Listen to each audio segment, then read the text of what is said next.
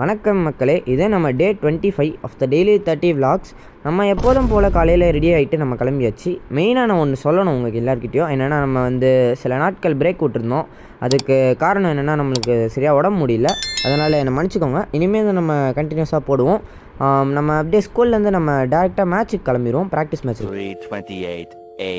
ஸ்கூல்லேருந்து எங்கள் அம்மா டேரெக்டாக பிக்கப் பண்ணி நம்மளை ப்ராக்டிஸ் மேட்ச் நடக்கிற இடத்துல விட்டுட்டாங்க. ஃபர்ஸ்ட் நம்மளுடைய ஜூனியர் டீம் விளையாடிச்சு. அது கழிச்சு நம்ம டீம் கிட்ட கட்டிட்டு நம்ம இறங்கியாச்சு.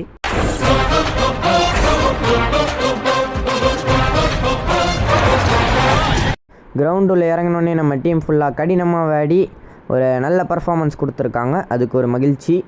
மற்றபடி என்னென்னா நம்ம டீம் ஒரு நல்ல இம்ப்ரூவ்மெண்ட்டை காட்டியிருக்குன்னு நம்ம கோச்சே சொன்னார். அது ஒரு சந்தோஷத்தை கொடுத்துச்சு. அதுவும் இல்லாமல் என்னென்னா நம்ம ஒன்று இம்ப்ரூவ் பண்ணோம். நம்ம டீம் ஸ்டாமினாஸை கொஞ்சம் இம்ப்ரூவ் பண்ண வேண்டியது இருக்குது.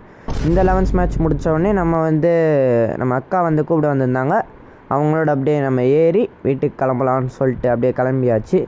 போகிற வழியில் என்னென்னா திடீர்னு எனக்கு பசிக்க ஆரம்பிச்சிச்சு. அதனால் நான் பசிக்குதுன்னு சொல்லி கேட்கும் போது நம்ம அக்கா என்ன சொன்னாங்கன்னா, இது இப்போ உனக்கு சாப்பிட்ற நேரம் இல்லை, வீட்டில் சாப்பாடு செஞ்சு வச்சுருக்காங்க, அதை போய் சாப்பிடுன்னு சொல்லிட்டு அடுத்து என்ன அவங்க சொன்னதுக்கு ஒரு ஓகேவை போட்டு நம்ம பண்ணிட்டு வீட்டுக்கு போனோடனே நம்ம இன்றைக்கி ஃபுல்லாக என்ன பண்ணோன்னு அப்படியே வீட்டில் எக்ஸ்பிளைன் பண்ணிவிட்டு நம்ம அப்படியே தூங்க போயாச்சு. By guys.